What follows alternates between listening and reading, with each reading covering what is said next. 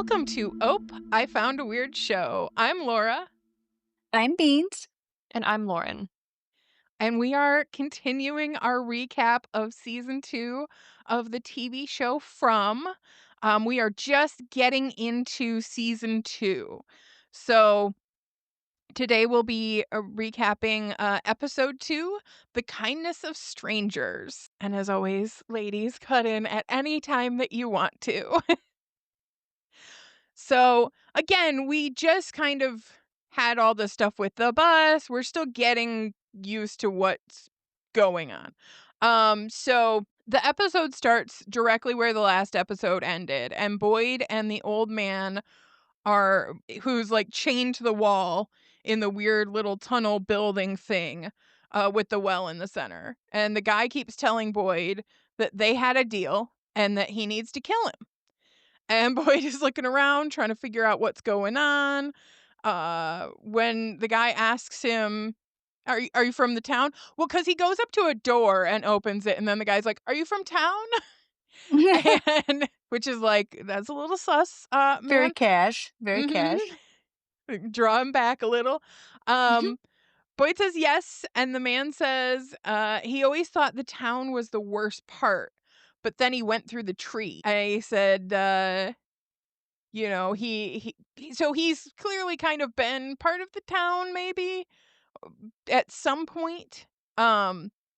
He asks Boyd if he went through the tree, which he did to get there. And the man says you go through the tree to get from one place to another, but sometimes you get stuck or trapped, and that's when they'll get you. Well, And and him saying this made me question the boy in white a little bit because the boy in white is always like, go through the tree and you'll be safe.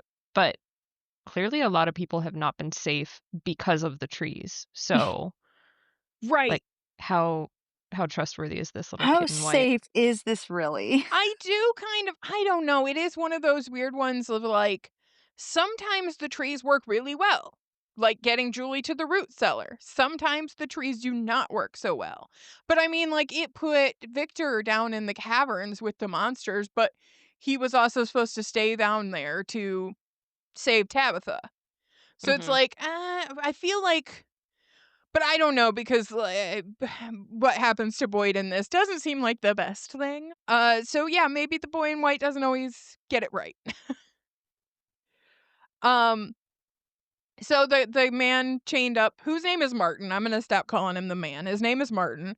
He tells Boyd he has a kind face, and Boyd tries to look at the chains, but like it like hurts the man's skin because like he's so old and like worn and like cut on his arms and all this stuff, and his nails are just like a dead body's nails. Like they're so long and gross, and yeah, it's not good. Um I like Lauren's description of him. Look at him's legs. yeah, the man has skipped leg day. He is he's not do he needs to, you know what, sir, eat a cheeseburger. Like, we need to put some weight on you, man. You are skin and bones. I'm sure he would love a cheeseburger. Um, Probably. and Boyd asks him how long he's been down there, and he says he used to count the days, but he can't bear to count the years. Which, like, yikes. And Martin tells Boyd he's kind and he should leave before they get back. Boyd doesn't want to leave him and sees a Marine tattoo on his arm. And Abby was a Marine as well.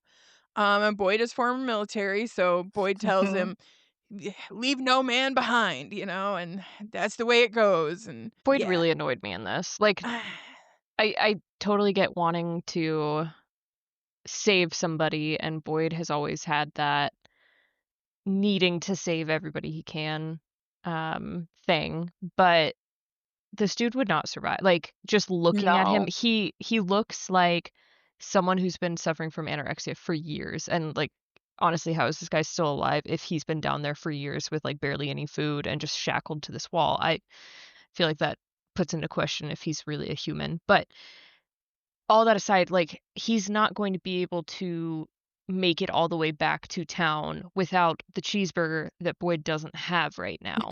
So Right. it's just like, what are you? There is no way to save this guy. Yeah. What I think, wasn't it like nighttime at this point? Like, It even if you is. got him out, how are you gonna get him back? Nope, it is nighttime, yeah, there's too much, and, like, I don't know, it's like, I get that Boyd has this saving people thing, but, like, there are some times where you really have to look at the reality of a situation, and it's this guy is look at him, and he is, like he has been through it, and he is just asking you, "Hey, kill me." Like, it Yeah. maybe that's the best thing to do? Like, you're not gonna save him. I get Boyd's hesitation being a veteran myself. I understand it, right? Because, like, you never there's a camaraderie there. But also, do your brother some respect. If he's asking to be killed, put him down.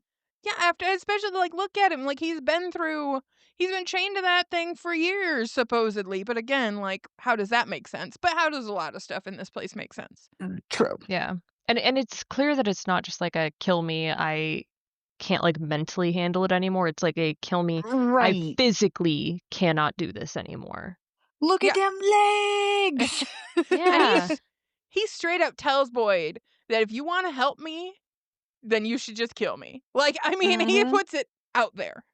Yeah. And genuinely looking at his legs, like all jokes aside, I don't think he could walk.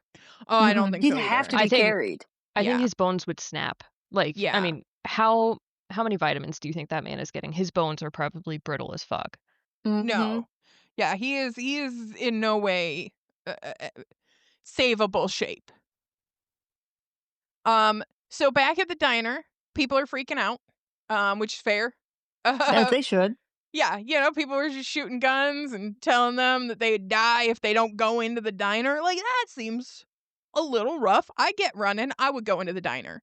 If you were on the bus and Donna was there telling you to go into the diner or you're gonna die, are you going into the diner or are you running? I feel like I'm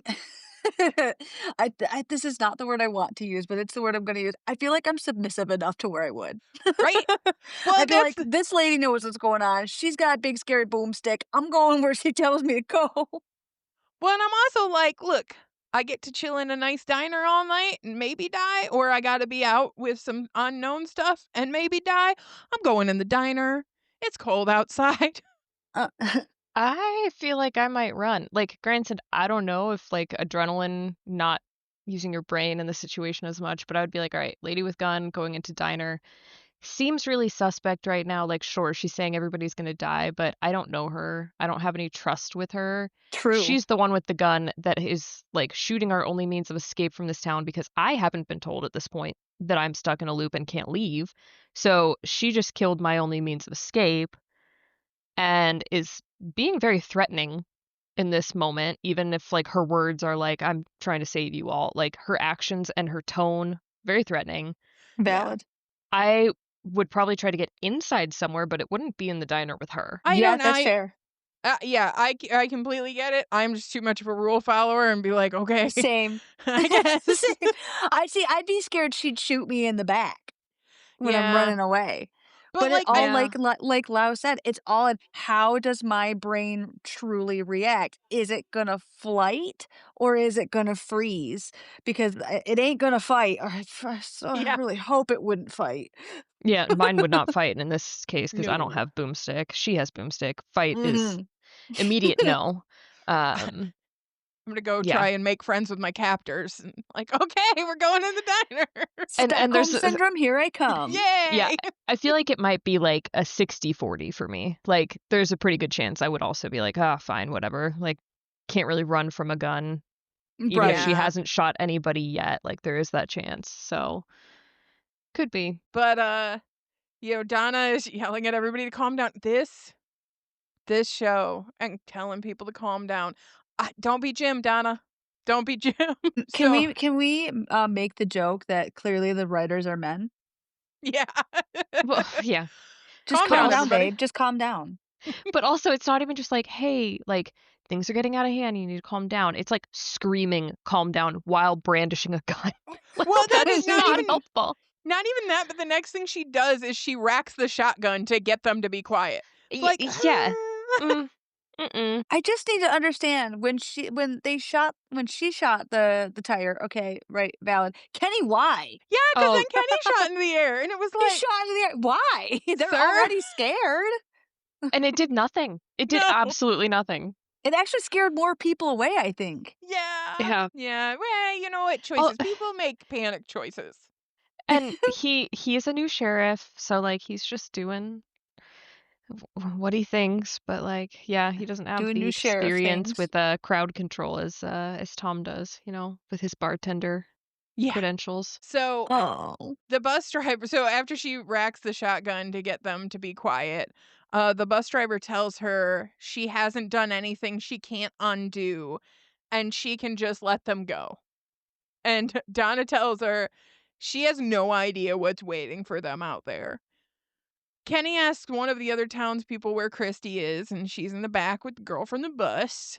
And Donna tells everyone to sit, and she tells them, I know you're scared, but we're not the enemy. The enemy is outside. And Tilly, bless her, is the old lady who danced in the rain from the bus. She's like, well, that's an odd thing to say. Yeah. Yeah, Valid, though. right? And Donna asks to let let her explain. Um, and then she brings up the tree in the road. And the bus driver asks, how do you know about the tree? And Donna says, everybody sees the tree. Que sera, sera. So, question for you guys of if you are the townspeople, not the bus people, would you be in that diner with them? No. It depends. I mean, if I'm one of the townspeople, Like, is that if my I'm a only option? if I'm a No, it's not. townie if I'm a townie, I'm gonna be so honest, the second I saw the bus rolling up and the second people started showing guns and stuff, I'm gonna slip back into my own fucking house, Yeah, lock every fucking door. My Yep. windows are probably already nailed shut anyway, but I'm gonna lock every door because I don't want these psychos in my house. I don't know who you are, right? Yeah. Like, but no, because look what happened to Colony House. Not what 2 nights ago, 3 nights ago. Yeah. oh, 100%. No. If I'm Well, from town and my house is just down the road, I'm going to my house. But if I'm it at doesn't even need Mhm. Colony to be my House, house at that point. true. If I'm from Colony House, I can't make it back there. So it Yeah. depends. No, well, that's the thing. I'm like, so there's a lot of people in the diner or at this point under a house. So I'm thinking like, okay, if my house is too far away, I'm not going to the diner because they are in basically like a bank robber situation with like the townies being Mhm. the robbers holding Hostages. people up. Yeah, they're Yeah, hostages with the only thing on their mind of we're stuck in here with hostile people with guns. How do I get out? Mhm. Because true. no one believes, no one's seen a monster, no one's experienced it. They don't believe, so they're going to be trying to open the doors at any cost. So I don't want to be in that house with or that diner with them. I will Truthfully, go to any other building. I know at this point, as somebody in the town, the bar's open at this point Exactly. because Tom's under the house. So I would probably head to the bar, but we know that some other people end up there. But Yeah, I would head to the bar or the sheriff's station because Kenny's in the diner too. So that's true. Yeah, sheriff's station open. yep. That's a good one. Too many windows. I don't love that for the sheriff's station, but I I would would go find there. an interior room. I'm They telling can't Yeah. you, all the have that interior many rooms. windows.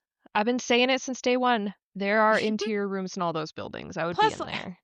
this is going to be a little dark. It's probably your best night of sleep because those monsters are busy. Right? They're getting fed. They don't They're need not to worried try about to you. fight their way into here. Actually, in the sheriff's, yeah, some people end up in the. We'll talk about that, but some people do end up in the sheriff, but they're people that you can kind of trust, Kind of. kind of. But yeah. Uh, Nah, see, so I'd have been gone the second a fucking shotgun came out. I'd have been Homer Simpson backing into the bushes yeah, into some building. see y'all later. I'd have been I'm like, gonna go hang. I'm no. gonna go hang out with Tian Chen. She's a nice old Mhm. lady. Um, so back with Tabitha and Victor, they've made it out of those caverns, but they're in the woods and it's after dark now. And Victor tells her that they can't go to town because it's too far. and Victor points out like a semi that they can hide in until morning. They climb in and Victor says they have to be quiet. There isn't a talisman in there.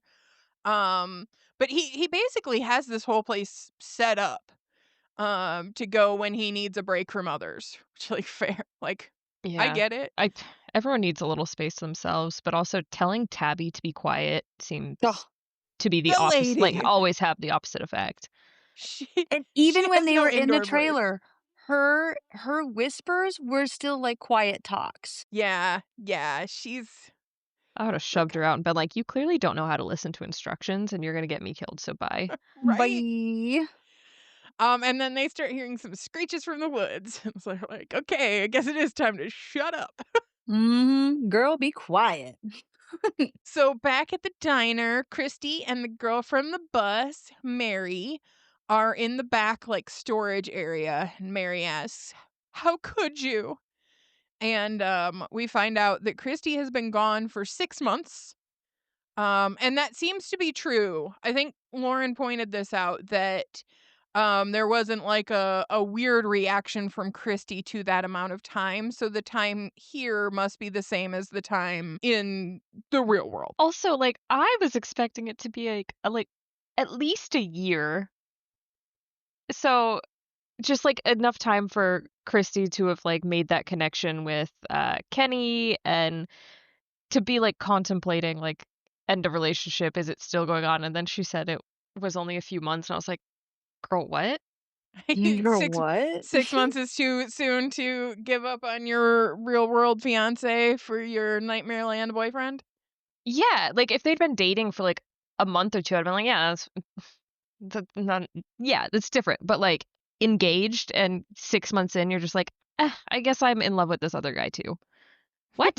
I guess. Yeah, but I mean, I don't know. She has like no hope of leaving. So it maybe that like speeds up your like they say on like reality shows like which are all just trash and don't judge me for watching them. But I like would never.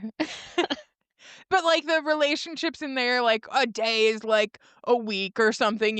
So maybe it's the same in Demon Land. Yeah, I still just seems I don't know. Little too With the way that soon. she was acting, it just felt like she'd been there a lot longer. Yeah. So Christy was actually on her way to grab lunch with Mary when she disappeared. Mary is understandably upset. She thinks that Christy has been a few hours away and has decided to run away here and stay with these crazy people with shotguns. Like she joined a cult. She's like, I Literally I said could you see joined that. a cult. I could see that from the outside. Um, Mary goes to walk away, and Christy tells her that she can't leave the diner. And Mary is all, "You don't get to tell me what I can and cannot do." So Christy comes feisty. over. Yeah, but I mean, like, fair. I'm like, Oh, yeah, excuse same. me? I get it. Fair, but also Christy could have, like, started off that conversation very differently and been like, "Hey, I didn't want to leave you." Like, it Yes. wasn't like I abandoned you, it was I got stuck here, and we can Yeah. test that tomorrow if you want proof that you cannot leave either. But, like, yeah, she just doesn't even bring that part up. She gives Bad. me, Twilight movie Bella Swan vibes in this moment, just, Yeah, and I'm like, sure Everybody. that they "Just did speak." this yeah, I'm sure they did this for the plot point of, like, oh, they've gotta have, like, this anger between them and, like, make Yeah. it seem like Mary, whatever her name is, like, might open the door herself to get away from her, but it was just like, "Oh my god, how about you, like, use your words?" I believe Mhm. I believe it was our friend who may be joining us later in the podcast for some recap shows, who said to me, "If these people just talk to each other, we'd be done in one season." Right. Yeah. No, that's the thing is, like, these people are not great communicators. Yeah. I could not handle that. They And, really are and bad. it's bad. It's bad, and it doesn't get better. Um, Chrissy comes over and tells Mary, "I know you're hurt, and this is beyond fucked up, but I just need you to listen to me. This place isn't what you think." And both ladies are very upset, and rightfully so, but for different reasons. I mean, I think Christy is just in shock because she's a little like in shock to see her fiance, but also like, oh my god, she's now stuck here too. Mm. Like, this person that I love is now also trapped in Demon Land. Yeah, and in danger. A lot of high death rate there. Yeah. Yeah. Yeah, and it's like, the last few weeks have not been good weeks for them. Mm-mm. Uh, so back under the collapsed house, Tom and Jim are talking, and Jim thinks he busted a rib, because it's hard to breathe. The other guy from the bus starts to wake up. Uh, The moment we I feared. Yeah, and I already didn't love Tom and Jim talking, but, like, the kid has no clue what's going on, and he starts freaking out. And he's stuck and he can't move and he's yelling and he's trying to get the pieces of the house off him. And Tom tries to calm him down. We do learn that his name is Brick, and Tom and Jim tell him to calm down and stay quiet. Tom moves around to, like, at least reach back and, like, grab his foot to give him some comfort. But all the shifting puts some pressure on Jim. And, they do get Brick to calm down and explain that they have to be quiet. But yeah, it's, like, I get he's in a lot of pain. He doesn't know what's going on. He doesn't know any of this. I would be loud too. Yeah. And it's not like they say, like, if you're loud, someone will hunt you down and kill you. It's just Yeah. like, "Hey, yeah, you gotta be quiet. It's not safe." But, like, And try no not to real freak him out explanation more. why, yeah. I Yeah. do think they do explain it to him because, like, a little later he talks about it. So I think they do end up Mhm. explaining it to him. But yeah, Oh, just, everybody like, off takes camera or something? yeah, but everybody takes a while to get to explaining things. They really do. Yeah. Because, like, when they cut back to him later, he's like they hear, like, the noises, or I think they hear, like, them killing somebody. I don't remember. We'll get to it, but and he's like, "Oh, is that the things?" So they clearly did tell him, but, like, just, it's tough. I don't know. Look, if I am stuck under a building, I cannot promise that I'm gonna keep quiet and keep people alive. Like, I cannot promise that. Especially not if, like, your lung is compromised, like it seems like his is or something like Yeah. that. Yeah, no, Brick is in a bad way. Um, so back with Boyd and Martin. Boyd is still trying to figure out how to get Martin down, and Martin keeps questioning him.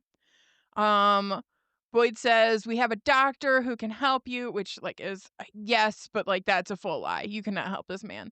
Um, Mm. and he pulls out a talisman and explains how they protect them from the monsters. And Martin counters, "You think those things that come out of the forest at night did this? They're just the tip of the spear." Boyd says that they should change the subject. What? Boyd, get information. No, Right. why? Why would why would you not you want to keep the guy calm? Like, no. I I'm mad. I'm gonna be a little brutally honest here. I think it's bad writing that Mm, they constantly, every chance there is to get more information or share information, everyone's just like, "Oh, no, like, we'll talk about that later," or like, "Nope, let's change the subject." Like, it's just like, I get that you need time to, like, build the suspense and, like, give us little hints of information in order to, like, keep us engaged with the mystery of, like, what is this place, but, like, at least have a reason for them not to be able to talk about it instead of Boyd just being stupid. Mm. yeah. Right. Yeah, cuz I was mad. I Yeah, was and legitimately mad. it's not the first time that this has happened. No. No. So, yeah. So Boyd does what big strong men do and starts bashing the chain with a rock and not listening to other people and their feelings. And Martin tells him he's wasting time, and then, like, some music begins to play. And this freaks Martin out, and he says they're coming and that Boyd doesn't have time. There's darkness in the forest, nightmares you can't even begin to imagine, things they were never meant to see, and that he has to get out before the music stops. The boy goes over to investigate the music, and it's this music box on the ground. A bit worse for wear. One of the little legs is broken off the ballerina, and her face is kind of, like, missing, which is Mm. creepy. Love that. Um, yeah, yeah. Uh, Boyd picks the damn thing up. Nope. Why? Why are you touching things? Um, Stop so then, touching things. yeah, like, no. So then we're back at the diner. Julia's looking out the window at the house, and Kenny tells her not to. They don't want to draw more attention to it to attract the monsters. Kenny gets the understandably upset Julie to sit down, and he tries to distract her a bit. He reminds her that hiding is how they used to stay safe. He offers her some tea. A Kenny go-to, as we are learning, because he's like always Mhm. offering people tea. He's like, And you want some he tea? learned that from his mother. He did learn that from his Mhm. mom, which is really sweet. Yeah, it's cute. Julie keeps icing him out. She's just ignoring him. She's being moody. Which fair. Like, fully fair. She thinks both her parents are dead at this point, so Right, like I I say it's wouldn't like be. girl ain't got no parent right now. I'd be upset Yeah, too. yeah. He asks her what her favorite book is, and Julie finally calls him out on trying to distract her, but it's kind of working. So like, good job, Kenny. Um, Donna is standing behind the counter watching everybody, and Tilly brings her a cup of coffee. Again, Tilly is a good one. I like Tilly a lot. She's very free-spirited, dancing out in the rain. Like, She would Tilly, have done so well at Colony House. yeah, Mhm. yes, she would have. Uh, then okay, so I've been calling him the wrong name. So we see Randall. I was calling him Russell. His name is Randall, like the bad guy in Monsters Inc. His name is Mm, Randall. fitting. So Randall and a couple other Just guys are in a booth. slimy little jerk. Yeah, Randall. Randall. So him and a couple other guys are in a booth and they're kind of like planning something. You can tell, and Donna's like watching them. You can seize it. Uh, yeah, she's like, I don't trust you for nothing. Not good vibes. Valid. I don't think I know a good Randall in any TV show or like movie or anything. I think they're always Oh, kind of one just came to mind and I cannot remember which show he's from. I'll think of it. I'll come the back. only That'll be a side. the only ones I can think of are the one from Monsters Inc. and then the one Weasley kid from from that cartoon Recess from when I was a kid. Okay. Actually, I'm No. thinking of the actor Randall Park, Oh, not a character, but I like yeah. him. I don't judge any real people named it, but most characters named Randall do Are not end up sus. being good. Yeah. Yeah. Yeah, valid. But in this situation, again, these people are the hostages. So like Yes. they think they're doing the right thing by Yeah. conspiring to get out. Just saying. No, that's very fair. Because Like, of poor communication. yes, Mhm. I do understand the like he is in a hostage situation where he like wants to find a way out, which is a very valid reaction. So back at the bar in town where I would go hide, um, if I was a townie and I couldn't get to my house, or a colony house person and couldn't get to my house, a couple from the bus come in. No one's in there, so they lock the door and plan to stay there to hide. Which like seems like a good idea because there's booze. It's shit booze, but there's booze. Uh, Booze nonetheless. so outside there are several of the bus people hiding, but not well. And it is full dark now. And Fatima is still outside yelling for them to hide. Like she is making choices. And Ellis tells her that they have to go inside, but she wants to help the others. I think it's because truthfully, if I'm like psychoanalyzing this, it's because she's upset she couldn't save more people from Colony House. I Like could see that is, that. I think, like if I believe those are her motivations right now. So Ellis finally gets her in the door of the sheriff office, but she's still yelling. Or he gets her to the door of the sheriff's office, but she's still yelling for the people, trying to warn them, and she's resisting going inside. And Ellis sees a couple of the monsters come around the corner, and like he's like, "Nope," and drags her inside. Like, you're getting inside right now. They lock the door right as the monsters come up to it. They are the housewife creature lady in her house coat, and the cowboy creature. And the cowboy, like, lifts his hat off to them. Fucking asshole. Um, and Fatima walks up to the window, and the cowboy tells her, "You're spoiling all the fun." And I Ellis liked puts the these monsters. They were pretty funny. little sassy, little sassy. And Ellis puts the curtain down, and Fatima runs to the other window, and Ellis tries to calm her down, but she can see others from the bus coming out to actually, like, talk to the creatures. Well, because they walked up all nice smiling and shit, where, like, the rest of them are, like, shooting guns and, like, Right. yelling at them. So fair, I guess. Oof. But don't miss the most relatable moment of Fatima that I ever had for her when she flipped the monsters off. Oh, yeah. Mhm. Yeah, yep, that's coming up. I love it. It was so Well, good. for some Uh reason, I thought it was in the beginning.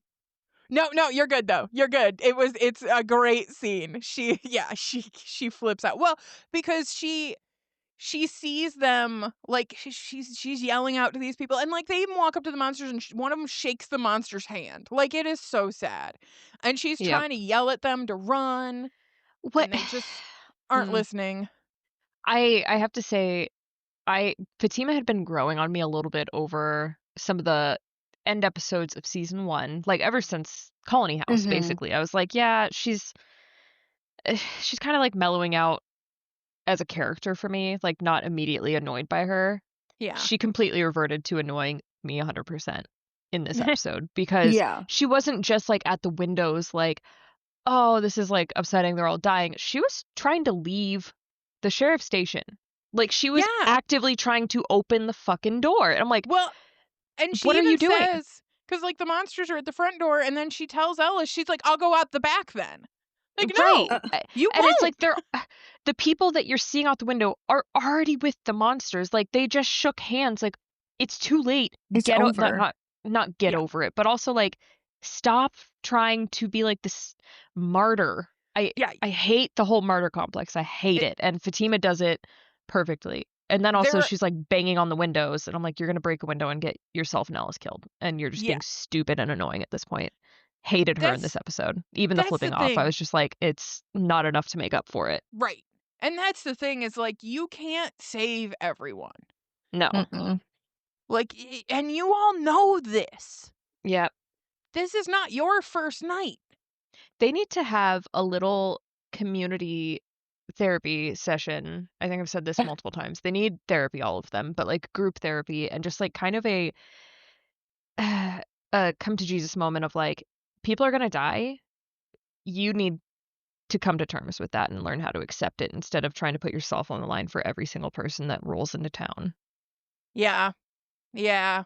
Because you're just gonna end up getting more people killed, and, like, the people that have been there for a while like, again, she almost got Ellis killed by opening a door.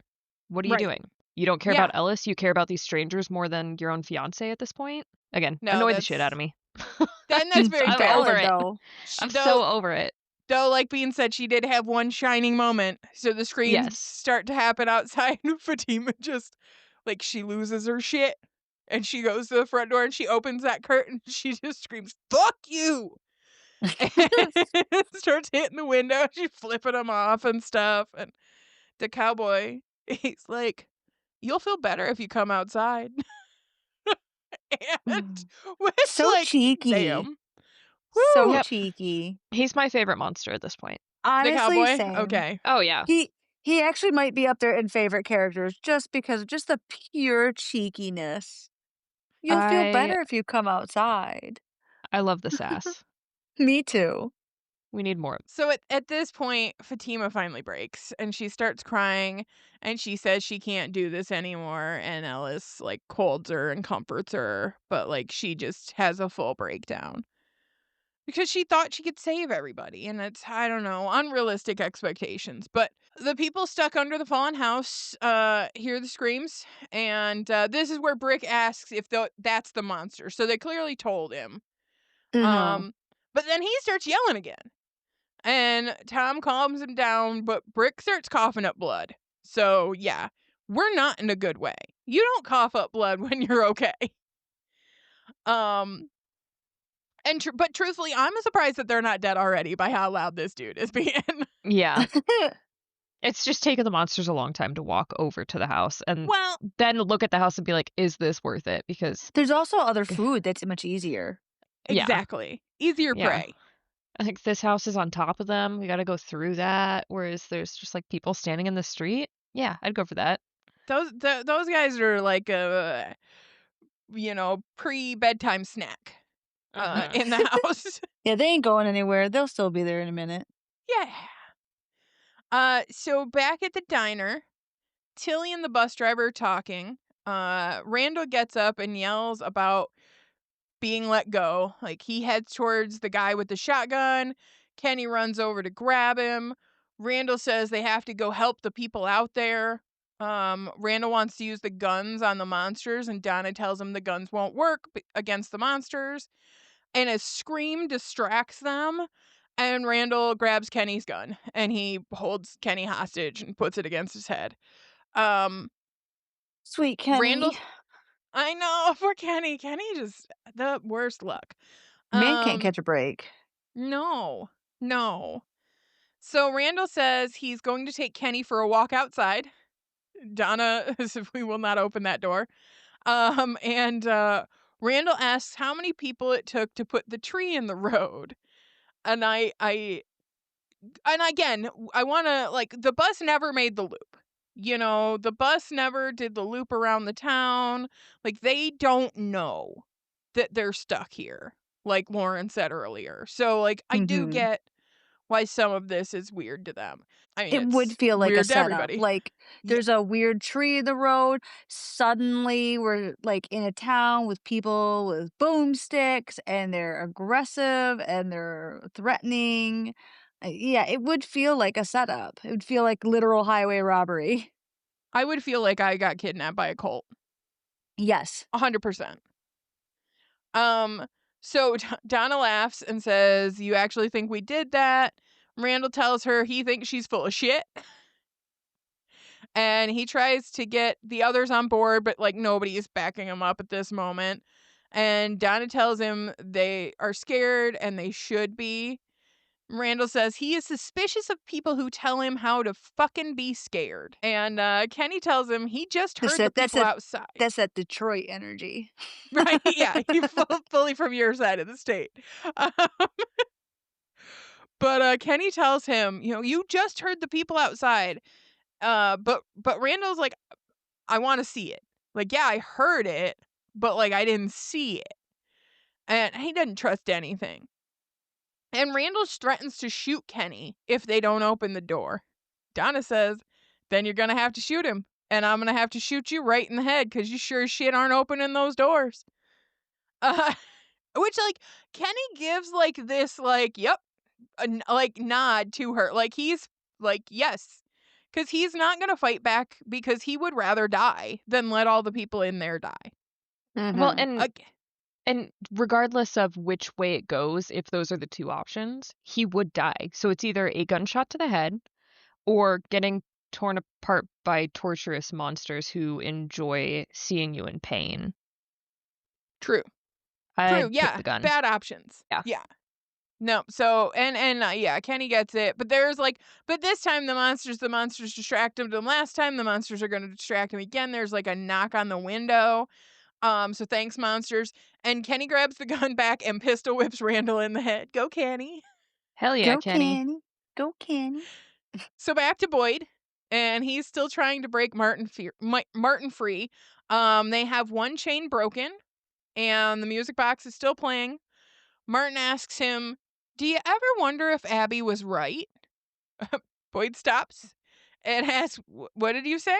Martin says, "What if it's all just a dream?" Boyd freaks out a bit. Fair. How does Martin know about Abby? How does Martin know any of that? Yeah, exactly. How would he know? Yeah. No, I would not. I would be running away at this, but there was a door the other way. I'm going to leave.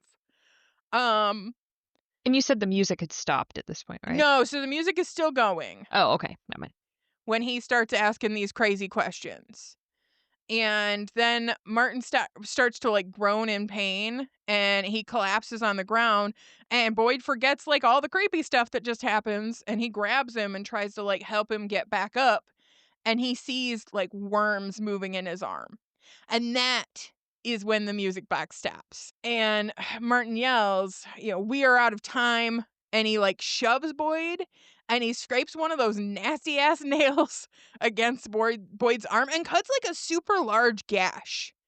Mhm. And he grabs him and he puts his arm with like the open wounds against the scratch and says, "My blood is your blood. My blood is your blood now." Before he like drops to the ground and like I assume dies. I don't know, passes out. I don't like, I but think dies, yeah. I feel like he So, died. like, I also have to retract my very previous statement for Sarah because what was in that man was definitely worms. I Yeah, don't know Mhm. what the fuck was in Sarah, but what was in him was definitely worms. yeah. And there's some bugs in that guy. It's Yuck. gross. I don't love it. I don't love it at all. Uh, and Boyd rightly freaks out a bit, and he grabs one of the torches, and he exits out the stupid door that he should have left out of like an hour ago. Mhm. Um, and he's back outside, and like in some ruins in the forest. So like that whole room is gone now, and he is just in these ruins out in the forest, in the dark, no less. Mhm. So he collapses to the ground next to one of the pillars and starts coughing and retching a bit. This man and bugs lately. He got bit by the spiders. Now he's got worms in his blood. No good. Yeah, he Uh, can stay away from me, actually. That'd be great. yeah, I don't want anything to do with that. Um, so then, but like he's like coughing and all by the pillar. But then we hear the best boy barking. The boy in white's dog comes over to him, and the dog takes off again, and Boyd follows him. I think that's a good call. That dog has led people to good places so far. The Mhm. best He boy. is best boy. Back at the diner, Kenny is in the back making tea, his go-to, and Mary walks past him, clearly upset from her talk with Christy. So I think Christy has explained some things to her. Christy comes out, and it's very awkward.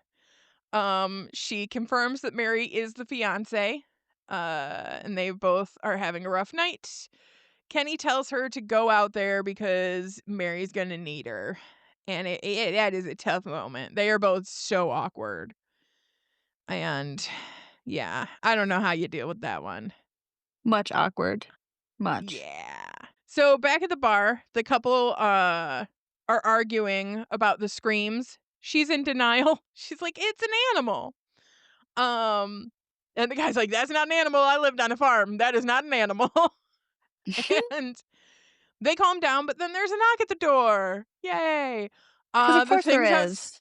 yeah, the things outside say, "Hey, we were on a bus and need help." And the guy opens the damn door. But So, Genius. but we yeah. don't see it. We see him undo the lock, but we don't see him actually open the door. And like, well, we can assume he opened the door, but we don't see what happened after. We don't. We do True. not know what happens to these two people yet. I think they're alive. I think it was actually people from the bus. Oh, okay. I I feel don't like trust I feel nothing like they I whispering feel at like a they got door. here's my thing. I feel like they got duped because they didn't sound super confident that they were on the bus. Yeah, They didn't Yeah, sound scared enough. And maybe that's just my perception of it. But yeah, could I be. don't know. we, I feel like they got yeeted. we will I have to just feel like we see. got a lot of scenes of people just getting immediately murdered and But we do not. know that the monsters like to play with their food. They do. That's true. So we shall see what We'll happens to see. these Shall. two, this lovely couple. Um, yeah, I hope no, they live that's because I they. thought that the farm comment was funny. I hope they Yeah. live. Yeah. So back outside at the bus, Mr. Smiley gets on and he sits down at the driver's seat. And he is weirdly like pretending that he's driving and turning the Such a wheel. creep. He has always had a lifelong goal of becoming a bus driver, and a bus finally showed up in town for him to play with. He's living his best life. Well, like, here's the deal though. These monsters, to our knowledge, only know the technology and things that have shown up in town, right? Have they ever seen a bus before? Like, maybe he's pumped. He's like, I want to learn about this bus. Yeah. I also noticed like he wasn't the full creepy smiling the whole time. Like he had a range of facial expressions during this scene. Mm-hmm. I feel like this smile is specifically just to creep people out. Like, he knows it freaks people out, so he does it. Well, and To I wonder if they had like learned it from humans that, like, oh, smiles make people Smiles equals feel comfort. comfortable. Yeah. Yeah.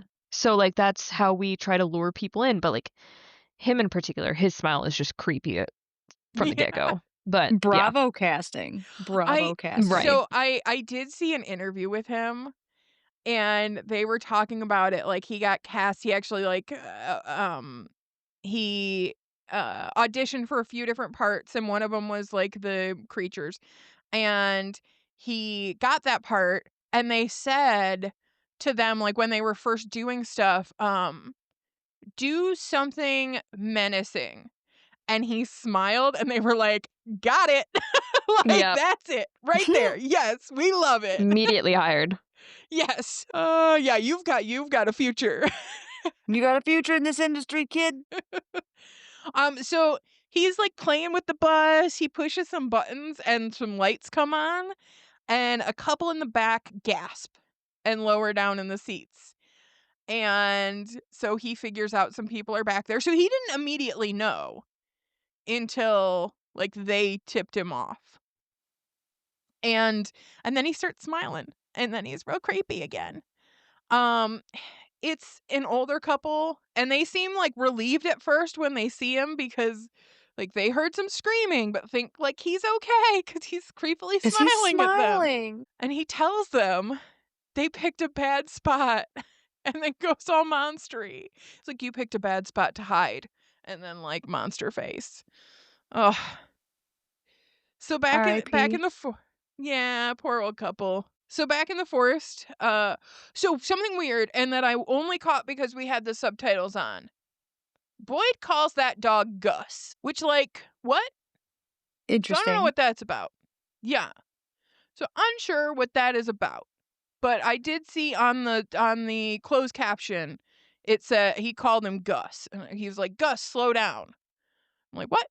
Okay. So weird. Weird little side note. I don't know if it means anything or but he is still, like, walking, and then he hears some of the screeches really close by, and Boyd puts the torch out, and he hides by some trees, which, like, it was an awful hiding spot. And, like, a lot of monsters go past him. Like, there was, like, a lot of monsters. And, like, when he's looking at them, his vision starts to go blurry a few times. But he doesn't get seen, luckily, so something weird's going on. Maybe I'm gonna that blame the blood is worms. I was gonna say, is it the worms? Do the worms, like, help him hide? Are the worms a good thing? And Maybe kept that maybe one the dude worms alive help him forever? camouflage. Yeah, so that guy was practically immortal. I mean, granted suffering, but immortal. Ugh, Yeah. Well, Well, I was just gonna say, like, the worms kind of appeared as the music box was ending, so, like, are the worms the scarier monster? And now he is infected with this, and therefore the monster, like, the wood monsters don't see him as prey anymore? maybe. Or did they just not see him and he got lucky? Yeah, I don't know. Because Well, and, like, the they might not expect someone to be stupid enough to just be standing behind a tree. true. Yeah, it was a bad spot. It was a bad hiding spot. So back in the truck with Tabitha and Victor, Tabitha asks him about the boy in white. Victor says he's my friend. Um, For a long time, he went away, but now he's back.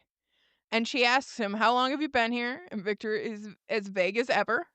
He's like, "It's been a while." as he do. Uh, as she, yeah. They have a cute moment and share some chocolate chip cookies.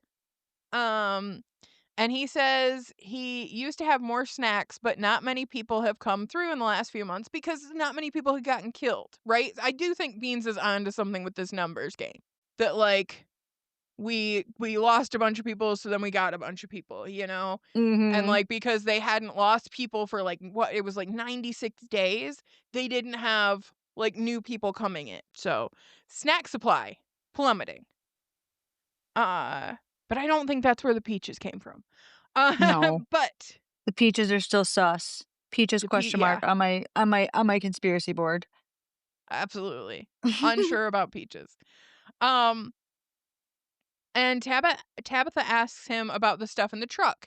And Victor says some of it came from new people, but some of it was here. some of it belonged to my, and he, like, doesn't finish that sentence, and Tabitha pushes him a little bit, and he admits that he came here with his mother, and he gets emotional. And then all of a sudden there's some Mm. thumping on the truck, which awful because they don't have a talisman. And they've And been talking loudly. So yeah, I would be yeah. like, "You know what? You guys Mhm. kinda deserve this." No, no, there's so Nope. many people who I'm like, if you died right now, I get it. Yeah, 'cause Taddy can't shut up. But the door opens and it's Boyd. So Boyd has made his way there, and they tell him to hurry up and get in, and he tells them he has a talisman. And then Elgin, the guy who was on the bus who threw up and had the dream, comes running, screaming for help. And Boyd, none of these people have any clue about the bus. They have all not seen the bus. They don't know that there are new people in town. So Boyd pulls his gun on this guy, which, Boyd, I know you've had a rough night, but still, you wanted to save the dude chained to the wall, but you will not save this young man? Who's Uh, Right. running. Like, we haven't seen the monsters run. Not saying they don't have the capability, we just haven't seen them do it. But, yeah, we see this guy running and not acting like a Another monster, but that was pretty much it. Oh, okay, I didn't wanna cut you off. But another character, I can't remember who, but it was in season 1 where they said, "Have you ever noticed they never run?" yeah, Yeah, Kenny Kenny said said that. it. Yeah. Mhm. Yeah, Because they I don't need to. I've been exactly. wondering if they're just, like, hiding that ability because But they don't he need to right said now, that but they have the possibility to do it. Right. right, but he said that to Boyd, if I'm not mistaken. Yes, it was Yeah. to So, Boyd. like, Boyd, use your noodle. I get it, you got brains in them now, but or I'm sorry, worms in your brains now, but, like, use them. They're not gone yet. Yeah. No, and luckily he, and the monsters are following him. So it's like, dude, and they Yeah, it's finally, like, obvious. yeah, they like, no, no, no, get in the truck. And they close the door before the monsters get there, and they hang up the talisman on a very conveniently placed nail on the door. Sus. I said that. But I was like, "That's convenient." I think Lau called it out oh, too, or so yeah, Laura. you were both I think like we're both like, not buying it. Yeah. Right. Like, why is that just conveniently there? I don't know Y- of any semi-truck granted, I don't spend much time in semi-trucks in the cargo area, whatever it's called, but, like, why is that there? convenient hook was Yeah. convenient. And then, like, so they get the door down, they get the talisman hung up, and then Boyd, still gun pointed at Elgin, asks him, like, "Who are you?" And he's like, "I was on the bus." And they're all like, "The bus?" Bus? They all had an episode 1 moment of like, "A bus?" Mhm. What the S fuck? Yeah. Ugh. So, back at the house, Brick is in pain, and he starts gasping and moaning in pain, and Tom tries to get to him to keep him quiet, and, like, Jim even says, "You're gonna have to cover his mouth." Like, Jim, everybody's pinned down. Yeah, well, Um, how do you want him to do that? yeah, you were complaining a minute ago because every time that Tom moved, it crushed your chest, but now you want him to Right. get over there and cover his mouth? Come on, man. So more blood starts to come out of Brick's mouth, and he dies. Like, he dies. Probably had a collapsed lung or something going on. He was pointing before he did that though, for the Yeah, record. he was kind of like I reaching was out. panicking. I was panicking, like, "What is he pointing at? What is he pointing at?" Yeah. And Tom sees that he's dead, and he even says, like, "I think he died." And then he turns back around and there's a monster there. Goodbye, Tom. Mhm. Oh, We Tom. He I was the therapist in town. He That was was. He was a good guy. He We was a good liked guy. Tom. I really R.I.P. liked Tom. Tom. I also just have to say, if I'm stuck under a house with, like, some guy who is injured, cannot stay quiet because he's in so much pain, I would have asked them to, like, slip a tarp down there so that I could cover myself and maybe get Right. away Can with you living. throw a Like, blanket at me? yeah, Yeah. let me just hide a little bit better and maybe they won't know I'm here. Mhm. Like, Yeah. I sorry was to the guy thinking who's gonna that. die, but there's no way saving him anyway. I'm just gonna try to hide better. I was thinking that when, like, they No. were first like, retreating to the diner, I'm like, "Why wouldn't they throw, like, blankets or something down there?" So that way, if their Yeah. arms are free, they could try to cover themselves just in case. Yeah, they got tarps to cover the house, but, like, it's very clearly a collapsed house. They would notice. They've been Mhm. in this town for a long time. They'd be like, "Hmm, nope, that's normal." Yeah, That's I thought they new, would be getting yeah. tarps to cover the actual bodies of the people Yeah, inside. I don't know that they coulda got to him, but that monster got in there pretty Yeah, easy. someone got in Mhm. there, yeah. Or at least So, just, like, try to slip it through the cracks. yeah. No, that they did Tom a little dirty. Yeah, poor Tom. Yeah. So back in the diner, they hear the screams from the house, and Julie freaks out and wants to go out and help her dad. Again, people are stupid. Like, I know you're scared or, like, freaked out about your dad, but opening the door does not help him, does not help you, does not help Mm-mm. anybody. Yeah. And Donna holds her while she breaks down, and then Tilly comes over and like starts rubbing her back. We love Tilly. Tilly's Mhm. great. Um so Boyd cleans up the giant gash in his arm on the truck. And Victor looks over at Elgin, who's like kind of sleeping, which like, okay.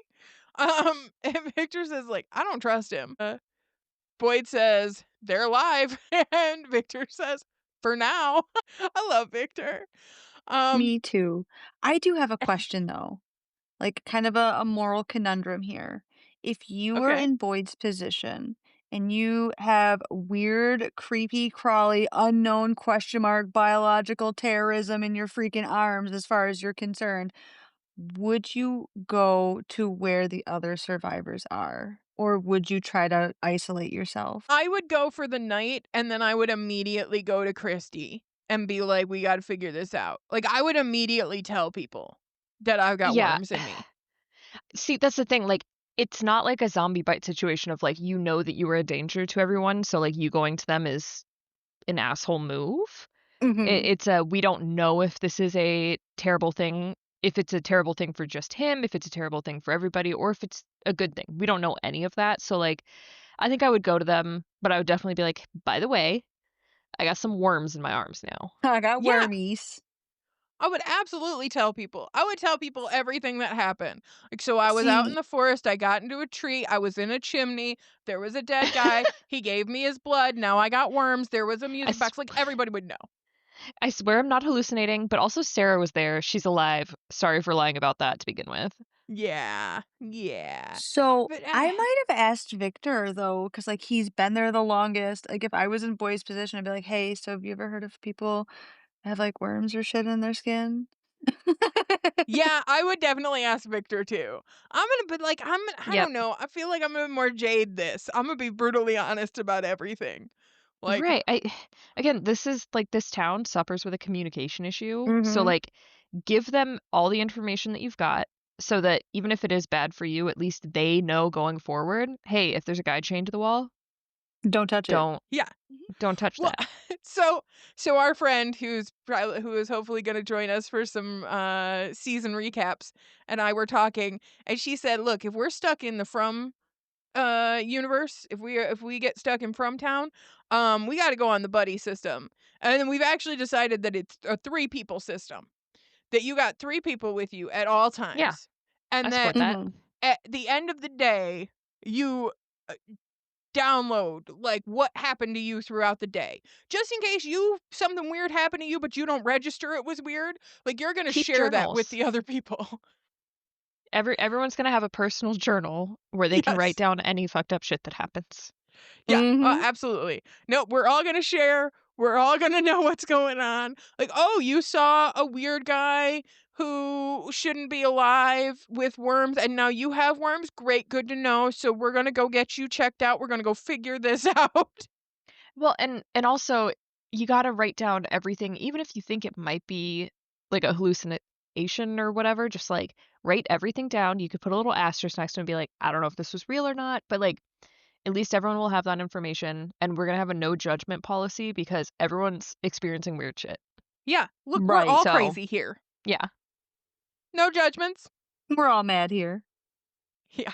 So Boyd and Victor are still talking, and Boyd asks him about the truck.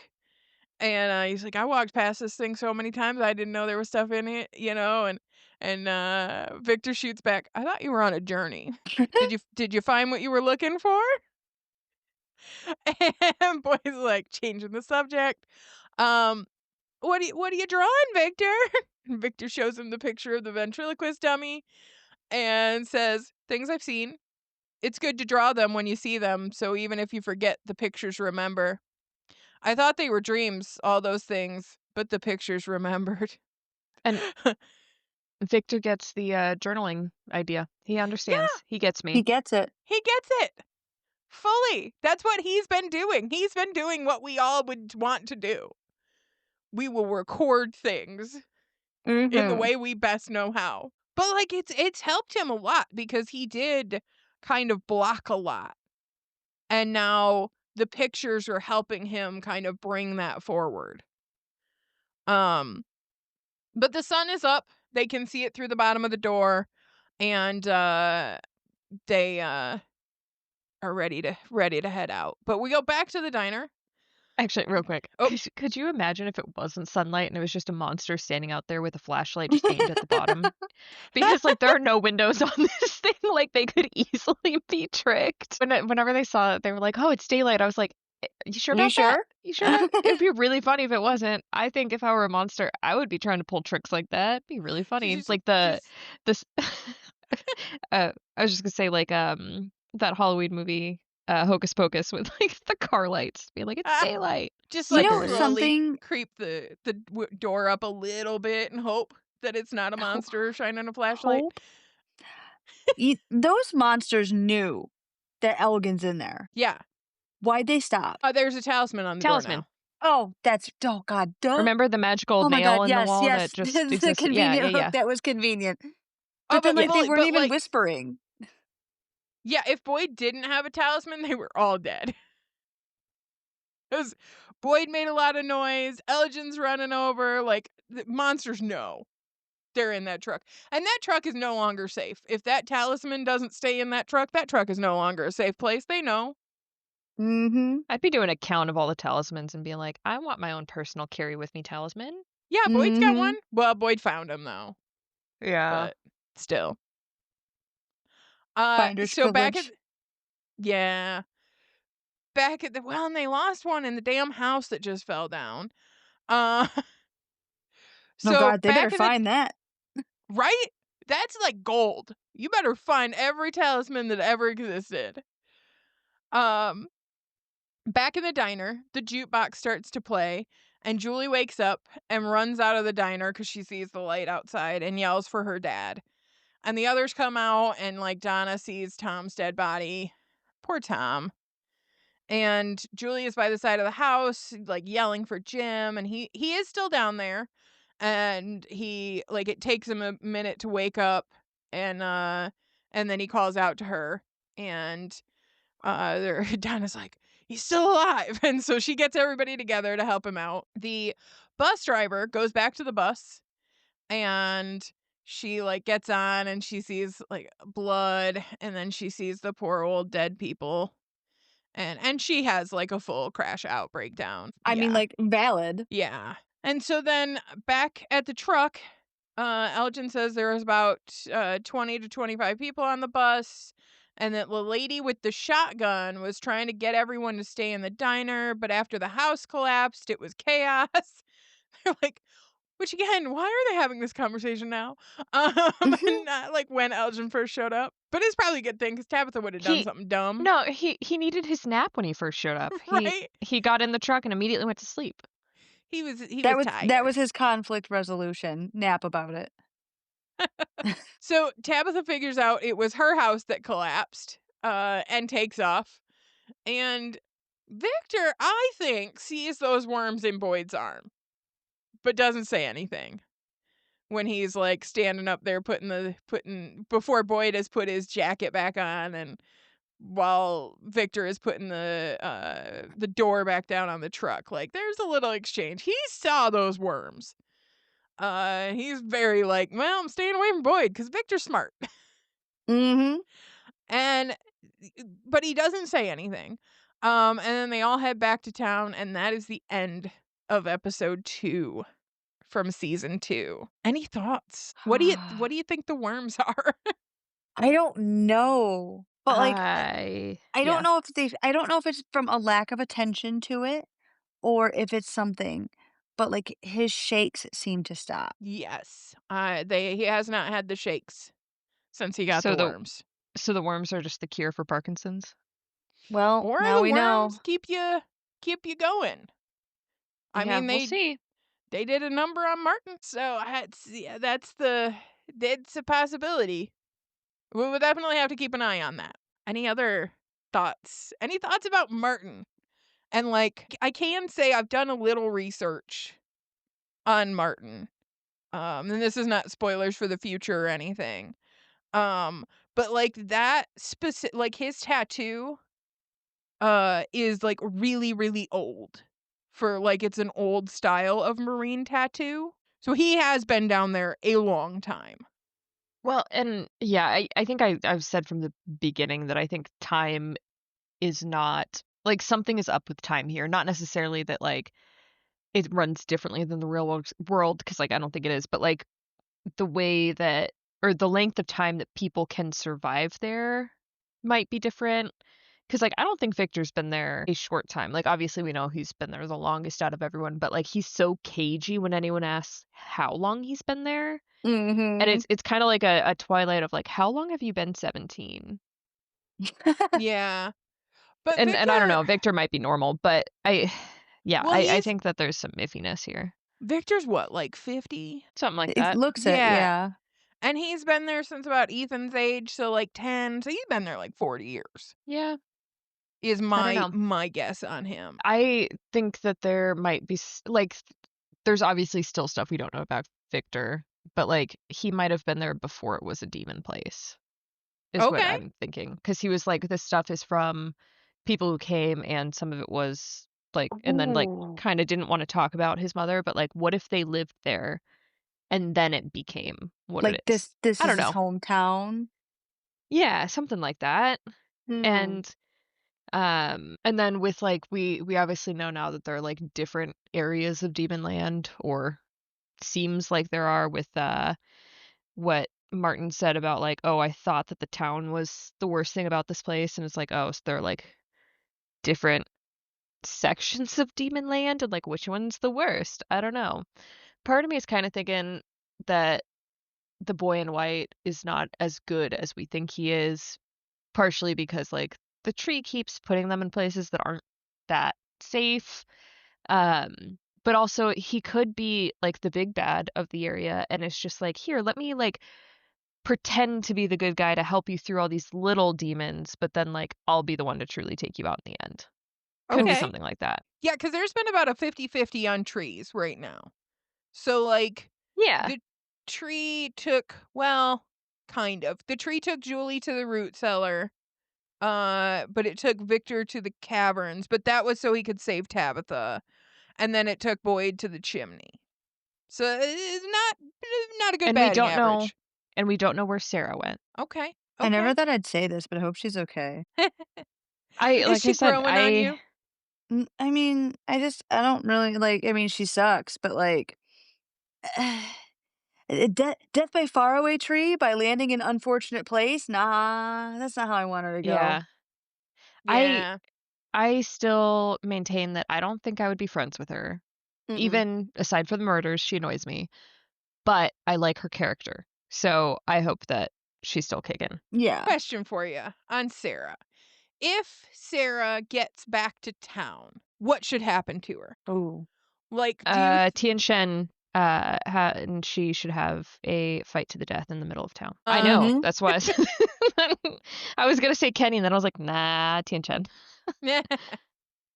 because like if I mean like clearly the Matthews family is going to have an issue with that. Just try to kill Ethan. Right. Like, and then like the rest of them don't really know yet that she killed Toby. So Jade's going to have an issue with that. Toby was like Oh, it was yeah. his best His best friend from friend. like 4th This is grade. homie. And then her leaving the door open and taking the talisman down, that got poor Mr. Lou killed. My old And, man. yeah. And then the nurse that nobody gives a shit about, it Yeah, no seems. one's mentioned her. No. Like, no one cared about her. She had no friends. Okay. So, she's done some things, but not everybody knows about those, but they do know she killed her brother and she tried to kill Ethan. So, it's if she were to make it back to town, that would be tough. Yeah, it would definitely be a ethical moral quandary of, yeah, what do we do with her? And I mean, all things considered, she should probably just go in the box because at Mhm. this point they have rules regardless of like her having visions. She did break the rules and actually killed people. Like that's worse than what Frank did. Yeah. Yeah. I And agree. I know And now we have Boyd other people has doing visions now at this point. So like, do we right. even need her visions anymore? And and Boyd has like this thing where this trepidation with the box at this point where he's still not thrilled that it had to be used anyway Mhm. and all that. So I think he would have some issues. Boyd didn't want to use it in the first place. He is afraid of his own creation. Boyd is kind of ridiculous half the time. Yeah, Boyd is obviously going to be like, "Oh, but we need her and the box is not a good idea. We should stop with that. That was silly of me to suggest." Um, yeah. After we murdered this Yeah. other guy. But Yeah. Father Kotri made me do it. Well, but he even like Boyd was trying to not do it and then the guy Yeah. was like, "I'm going to do it." Boyd was like, That's "Here's a Yeah. true. talisman. Go be out in the woods. We're not doing this." Like Boyd wouldn't have done that in the first. Like he would if It's he had true. his way, the box never would have been used. Frank Right. would have magically escaped. Right. Yeah. So, I could see him doing the same thing with Sarah though, of just like, "Oh, here's a talisman. Disappear back into the woods. yeah.